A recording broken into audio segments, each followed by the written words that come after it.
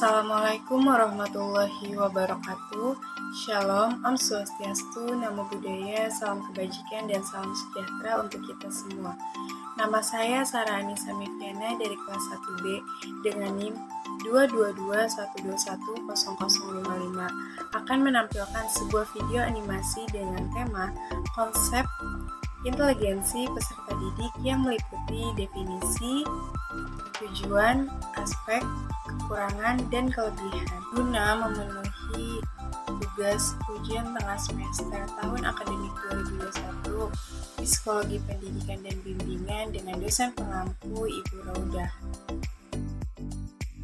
Inteligensi didefinisikan sebagai suatu kemampuan dalam berusaha untuk menerapkan serta mengaplikasikan cara bertindak agar terarah dan terstruktur, serta berpikir secara rasional dan logis sebagai upaya untuk memecahkan dan menyelesaikan beberapa masalah dalam menjalani kehidupannya yang secara efektif dan efisien yang dikatakan berhasil.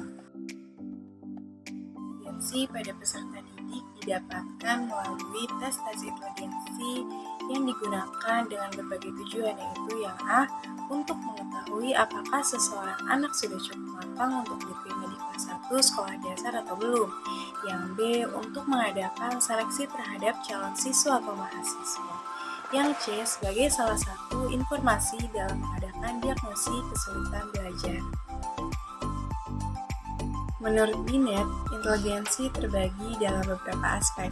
Yang pertama, kemampuan berpikir secara abstrak.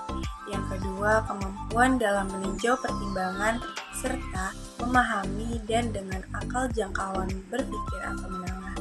Yang ketiga, kemampuan dalam penyesuaian beradaptasi dengan lingkungan. Yang keempat, kemampuan keseluruhan individu dan melakukan tindakan baik yang dilakukan dengan sengaja secara rasional dalam lingkungannya. Kekurangan inteligensi bahwa dalam inteligensi hanya berisi faktor kemampuan dari general saja, serta tidak adanya suatu terjalinnya tingkah laku mental yang secara spesifik dan detail. Kelebihan dari inteligensi bukan hanya suatu pembahasan dari faktor tunggal saja, melainkan faktor umum yang menjadi dasar akan fungsi dari mental dan faktor khusus lainnya. Tiap individu memiliki jenis inteligensi yang berbeda akan individu lainnya karena disebabkan oleh faktor yang memiliki ukuran yang berbeda-beda.